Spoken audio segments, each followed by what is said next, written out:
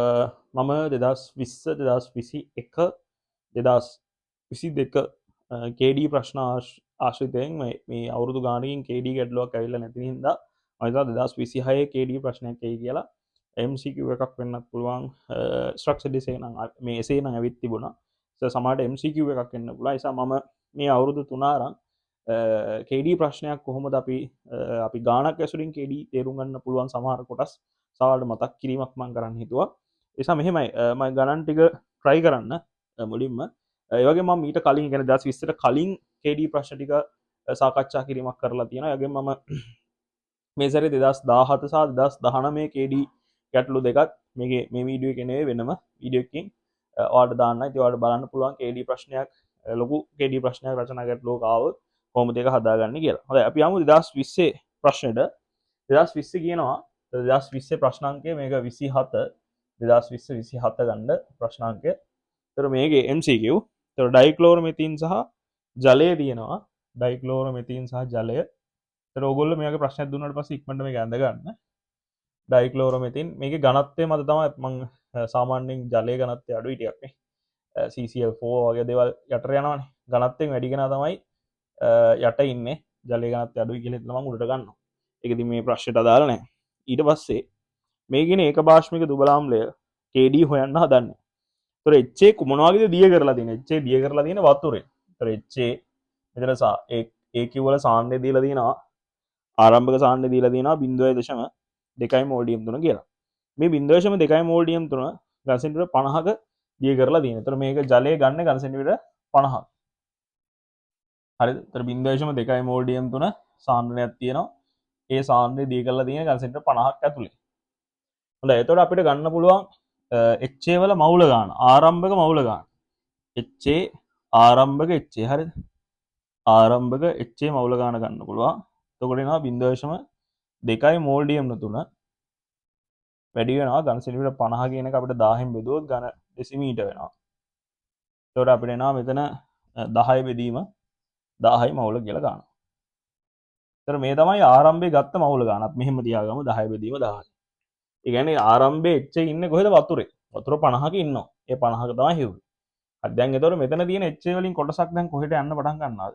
මෙන්න මේ ක්ලෝරෝෆෝම් කලාපයට යන්න පටන් ගන්නවා. එතකොට අපි හිතමුකෝ මේකෙන් x කියොත් මෙහෙට x කොටසක් යනතර මෙහා ඉතුරු වෙනවා 10 බෙදීම 10 හරින x වෙනවා. හරි දැන් පරීක්ෂණ ඉස්සරහට කියමු. ඒකෙදි ඩයික්ලෝරොමෙතින් පහළ තියෙන ඩයික්ලෝරොමෙතින් කියලා කියන දේ අපි ලියාගත්තා. පහළින් තියෙන ස්තරය අයින් කරනවා කියලා කියනවා. එතකොට ඩයික්ලෝරොමෙතින් ස්තරයේ පරිමාව කොච්චරද කියලා බලමු. ඒක ඝන සෙන්ටිමීටර් 10යි. ඩයික්ලෝරොමෙතින් ගන්න ඝන සෙන්ටිමීටර් 10යි. ඊට පස්සේ දැන් මේක සමතුලිත වෙනවානේ. සමතුලිත වුණාට පස්සේ මෙන්න මේ ස්තරය අයින් කරලා දාන්න. එතකොට කවුද ඉතිරි වෙන්නේ? ජලය ඉතිරි වෙනවා. ජලය ඉතුරු වුණාට පස්සේ ඒ ජලය ඔයාලා හොඳට බලන්න. ජලයෙන් කොටසක් අරන් අනුමාපනය කරනවද? එහෙම නැත්නම් ජලය සම්පූර්ණයෙන්ම අනුමාපනය කරනවද කියලා.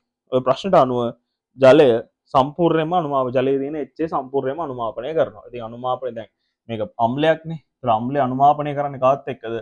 භෂ්ම එක්ක. ඒතකොට හැදෙනවා මොනවද? ලවණයයි ජලයයි හැදෙනවා.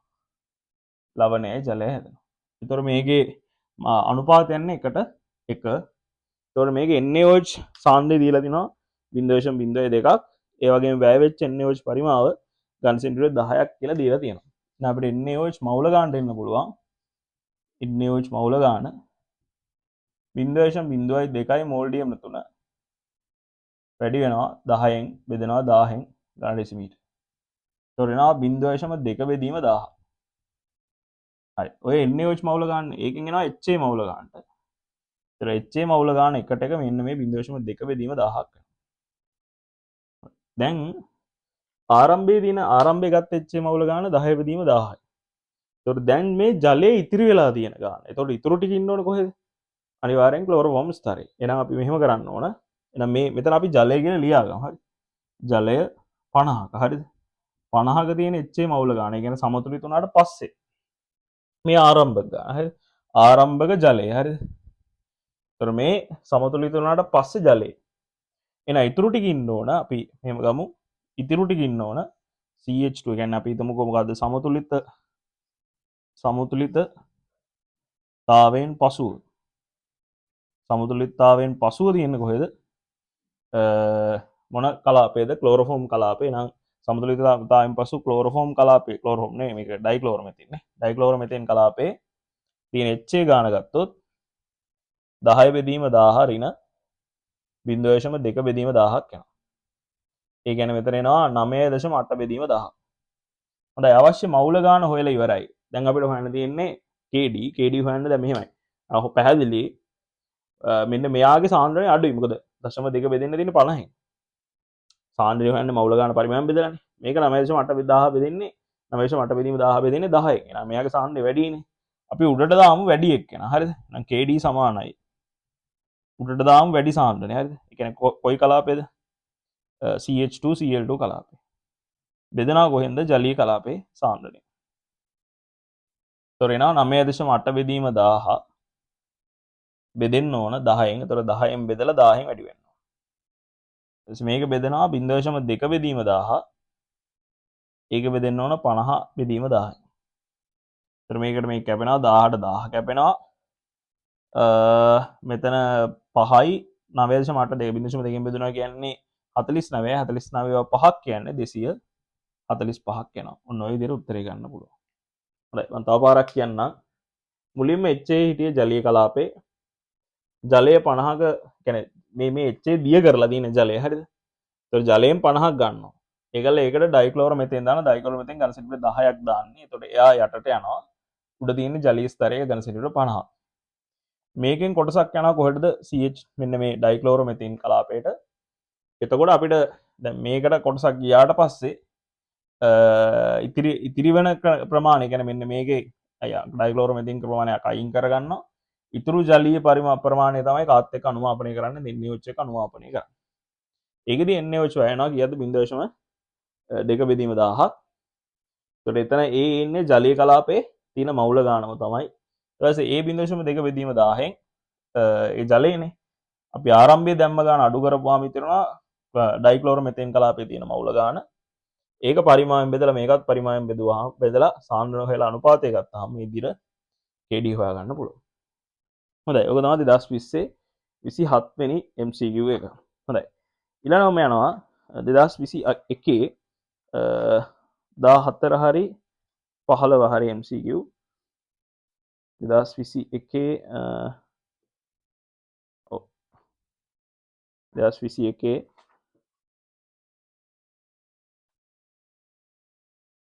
15 වෙනි MCQ එක. ඒක 15 වෙනි MCQ එකේ තියෙන්නේ නිස්සාරණය ආශ්‍රිත කොටසක්. හොඳයි. අපි ඒක බලමු ඊට පස්සේ. හරි. හොඳයි. 2021 15. හොඳයි. ඔයාලට පුළුවන් යම් වෙලාවක් අරන් ප්‍රශ්නේ කරන්න. හරි. 2021 15 MCQ 15. හරි. හරි. මේකේ මෙන්න මෙහෙම කොටසක් තියෙන්නේ. කාබනික කලාපයක් තියෙනවලු. ජලීය කලාපයක් තියෙනවලු. ජලයක් තියෙනවා කාබනික කලාපයක් තියෙනවා. හරිද? ජලයේ ඉන්නවලු A කියලා මවුල ගානක් සංඝටකයේ මේගොල්ලෝ කියන්නේ ඒ කැපිටල් A ම තමයි මවුල ගානත් A ම තමයි. ඒ වලින් ඊට පස්සේ මේක නිස්සාරණය කරනවා කාබනික කලාපයට. ඒකෙදි පාවිච්චි කරන්නේ 2V පරිමාව කොටස් කියලා තමයි කියන්නේ. ඒතර KD යගේ අපිට දීලා තියෙනවා 4යි කියලා. අහන්නේ නිස්සාරණ දෙකකට පස්සේ ජලයේ ඉතිරි වෙන ප්‍රමාණය. හරි මෙහෙමයි. අපිට මේ ගාන මෙහෙම හදන්න පුළුවන්. ආරම්භයේ දැම්මනම් අපි ජලයේ ඉතිරි වෙන ගාන හිතමු x කියලා. ඒතර ඉතුරු ටික ඉන්න ඕන කොහෙද? කාබනික කලාපේ. එතලා දීලා තියෙන සමීකරණයටම ආදේශ කරන්න ඕන. බලන්න කාබනික කලාපයේ සාන්ද්‍රණය උඩ ඉන්නේ. එතකොට A ඍණ x බෙදීම 2යි v සාන්ද්‍රණය ගන්න මවුල ගාන පරිමාණය බෙදලානේ. යටට දානවා ජලීය කලාපයේ සාන්ද්‍රණය x බෙදීම v. මේකට මේක කැපෙනවා 2ix 8ix 9ix එහෙනම් x සමානයි a බෙදීම 9ක් යනවා. a බෙදීම 9ක් යනවා. ඒ කියන්නේ දැන් ජලයේ ඉතිරි වෙන ගාන a බෙදීම 9. දැන් ඒකෙන් කොටසක් මේක ඇත්තටම ලේසි ගානක්. හරිද? ඒ ජලයේ අරගෙන ආය වෙන කාබනික ස්තරයක් දානවා. ඒකත් 2යි v. මේ කට්ටිය කියන්නේ 2යි v පරිමාව බැගින් යොදා කියලා කියන්නේ. හරියට ප්‍රශ්න කියවන්න. ඒතර ජලය කලින් v පරිමාවම තමයි ගන්න. ඒතර මේ කියනවා x a බෙදීම 9 a බෙදීම 9න් අපි හිතමු මේකේ කාබනික කලාපයට y ගියා කියලා. නෑ මේ පැත්ත ඉතිරි ගාන y කියලා ගමුකෝ. එතකොට එනවා a බෙදීම 9 ඍණ y කියලා. හරිද? ඒ සංඝටකයේ ජලයේ ඉතිරි ගාන y කියලා හිතමු. එතකොට උත්තරේ ගානට වෙනවනේ. හරි ආයෙත් දාන්න තියෙන kdම තමයි අතර සමානයි.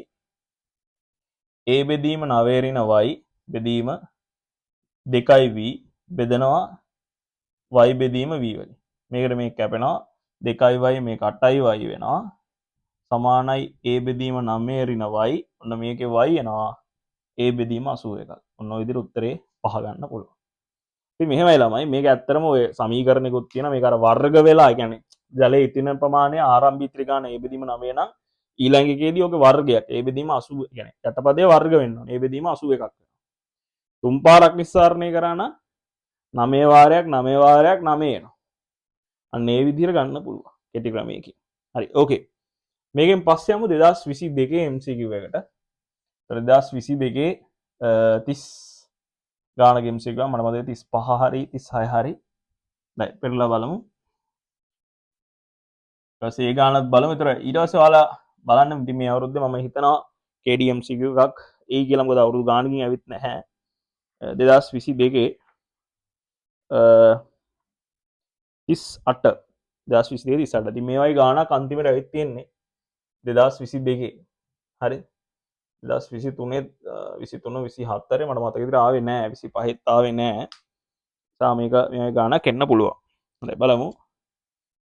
වසන ලද බෝතලයක් තුළ 0.135යි මීතයිල් ඇමිල් ජලීය ද්‍රාවණ ඝන සෙන්ටිමීටර් 100ක පරිමාවක් ජලයේ සමග මිශ්‍ර වන ද්‍රාවක 75ක් සමග සමතුලිතතාවය දීලා තියෙනවා කියලා කියනවා.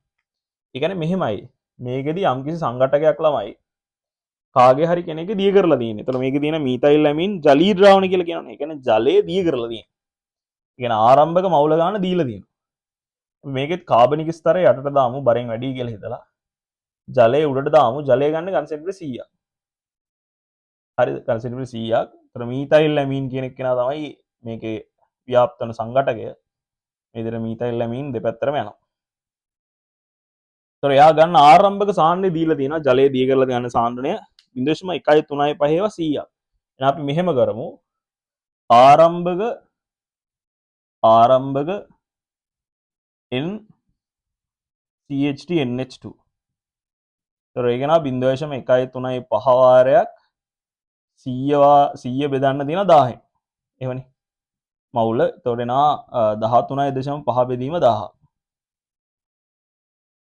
හරි. දැන් මොකද වෙන්නේ මේක සමතුලිතතාවයට එනවා. සමතුලිතතාවයට ආවට පස්සේ ජලීය ස්තරයෙන් 50ක් ගන්නවා. මෙන්න මේකෙන් ඝන සෙන්ටිමීටර් 50ක් ගන්නවා. 50ක් අරන් HCl එක අනුමාපනය කරනවා. හරිද? එහෙනම් මම මෙතනින් ගන්නම් CH3NH2. මොකද මේක භාෂ්මයක්. මෙයා භාෂ්මිකයිනේ. HCl එක අනුමාපනය කරපුවාම CH3NH3 Cl- එනවා. ඒතර අනුපාතය යන්නේ එකට එක. ඒතර HCl මවුල ගාන එනවා. HCl මවුල ගාන 0.2 15ක් තමයි ජලීය ස්තරයත් එක්ක ප්‍රතික්‍රියා වුණා කියලා කියන්නේ. 0.2 15.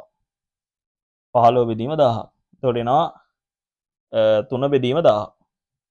හැබැයි 3 බෙදීම 1000 කියන්නේ 50කනේ. ඒතර අපි යන්න ඕනේ 100ක. එහෙනම් ජලයේ 100ක. ඒතර මේ ඇමීනිය මවුල ගන්නත් මේකට සමාන නේ. ඒක අපි ලියලිමු. මෙන්න මෙතන දාගමු. මොකද මේ දෙන්න එකට එකනේ යන්නේ. ඒතර ඇමීනිය මවුල ගන්නත් මේ ගන්නට සමානයි. හරිද? ඊට පස්සේ දැන් දෙන්න යන්නේ එකට එකනේ. එකට එක යන හින්දා අපිට අපි කියන්නේ අපිට මෙයා යන්නේ මේ දෙන්න යන්නේ 3 බෙදීම 1000 නේ. මෙයාත් යන්නේ එකට එක. 3 බෙදීම 1000. සම මේ 50කනේ හෙව්වේ. මේ 50ක හරිද? ඝන සෙන්ටිමීටර් 50ක් නේ ගත්තේ අනුමාපනයේට මේ. 50යි ගන්න. හැබැයි අපිට 100ක ඕන. එහෙනම් ඝන සෙන්ටිමීටර් 100ක මොන ස්තරයේද? ජලයේ ස්තරයේ ඇමීන මවුල ගාන ගත්තොත් මෙතිල් ඇමීන් මවුල ගාන මේ වගේ දෙගුණයක් වෙනවා. 6 බෙදීම 1000ක් වෙනවා. ඉතින් අපිට ඕක සාන්ද්‍රණයට හරවන්න පුළුවන්. මීතයිල් ඇමීන් කියන එක සාන්ද්‍රණයට හැරෙව්වොත් 6 බෙදීම 1000 6 බෙදීම 1000 බෙදන්න ඕන. බෙදන්න ඕන පරිමාව කීයද? ඝන සෙන්ටිමීටර් 100යි. 100 බෙදීම 1000. එතකොට මේ ජලීය ස්තරයේ මීතයිල් ඇමින් සාන්ද්‍රණය අපි හොයන්න ඕන. එතකොට එනවා 0.06ක් එනවා. හරි දැන් හිතන්නකෝ මෙතන 6 බෙදීම 1000යි නම් දැන් මේ 13.5 බෙදීම 1000ක් නම් මේක ඝන සෙන්ටිමීටර් 75යි. හරිද? දැන් මෙතන මවුල ගාන හොයාගත්තා. මම එතන මෙතන දාන 6 බෙදීම 1000යි. මෙතන 6 බෙදීම 1000යි නම් ඉතුරු ටික ඉන්න ඕනේ මේකනේ.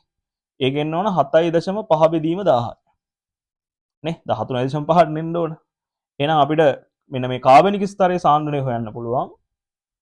කාබනික ස්තරයේ සාන්ද්‍රණය හොයන්න පුළුවන්. මොකද කරන්න තියෙන්නේ 7.5 බෙදීම 1000